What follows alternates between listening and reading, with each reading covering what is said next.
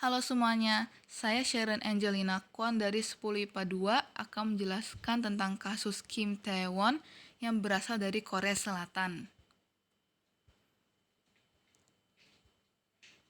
Pada tanggal 20 Mei 1995, ada seorang anak laki-laki bernama Kim Tae-won yang berusia 6 tahun.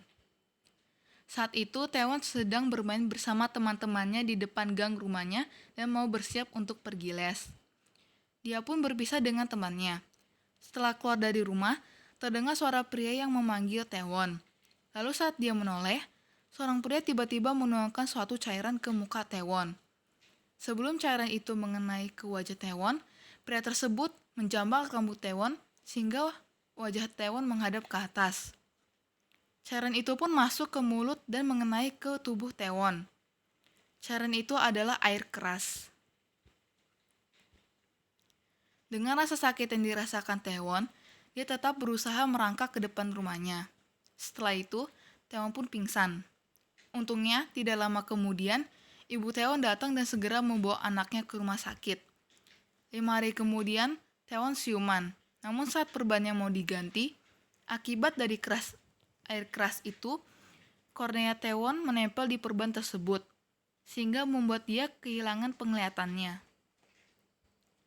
Karena waktu zaman itu belum ada CCTV, Ibu Taewon harus merekam anaknya memberi kesaksian dan berhasil mendapat rekaman berdurasi 5 jam.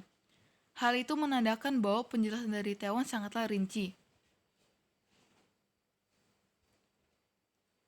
Menurut kesaksian Taewon, saat itu dia tidak sempat melihat wajah pelaku, tapi dia mengenali suara dari pelaku, di mana suara orang itu seperti suara tetangga mereka. Ternyata, tetangga ini pernah ada urusan dengan keluarga Taewon dengan tujuan meminjam uang dari kakeknya, tapi tidak dikasih.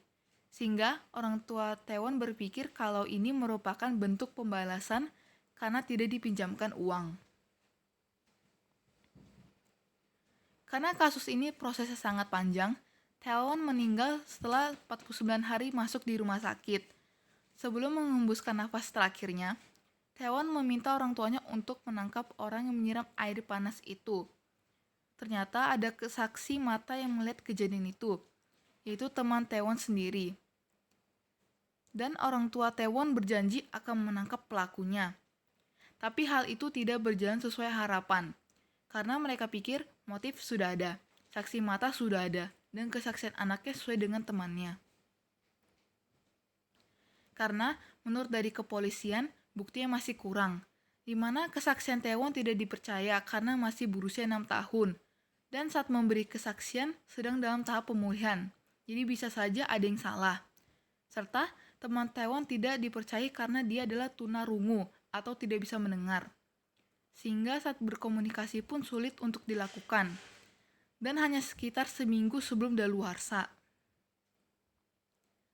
Namun orang tua Taewon pantang menyerah. Mereka membagi kesaksian anaknya di berbagai media, dan masyarakat pun sadar betapa tidak adilnya daluarsa ini. Sehingga banyak warga yang melakukan aksi protes. Berbagai fakta mulai terungkap. Ahli analisis kesaksian, dan ahli psikolog ternama di Korea Selatan berkumpul dan menyatakan kalau kredibilitas Taewon sangat tinggi karena penjelasannya yang sangat detail.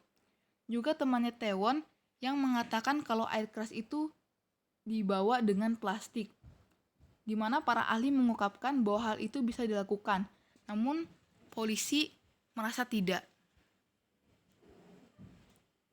Walaupun banyak fakta sudah terungkap, hal itu tidak bisa membuat perubahan pada kasus ini. Tapi tanggal 24 Juli 2015, Undang-Undang Daluarsa 25 tahun dihapuskan dan disebut dengan Undang-Undang Taewon. Banyak masyarakat meminta pemerintah untuk memberlakukan undang-undang tersebut pada kasus Taewon sendiri. Sayangnya, pemerintah tidak bisa mengabulkan permintaan itu.